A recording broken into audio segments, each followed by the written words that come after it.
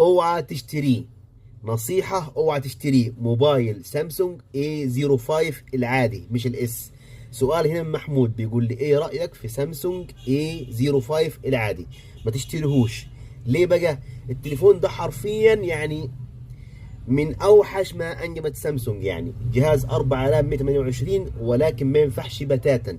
التليفون بطيء جدا جدا حرفيا، وفي نفس الوقت غشيم. وغير كده وكده بتكون شغال عليه احيانا بدون اي اسباب او اي مقدمات، ابنك طفلك بيتفرج عليه او بيلعب فيه وتلاقي التليفون فجأة ضلم وفصل.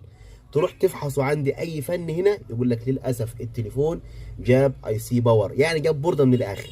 لو ضمانك محلي روح وديه التوكيل ياخد له فتره ويتصلح، ولكن لو ضمانك دولي ومش راجع تاني ربنا يخلف عليك. فالنصيحه تليفون A05 العادي ما تشتريهوش ابدا، كمل عليه على ثمنه وهات حاجه تكون افضل.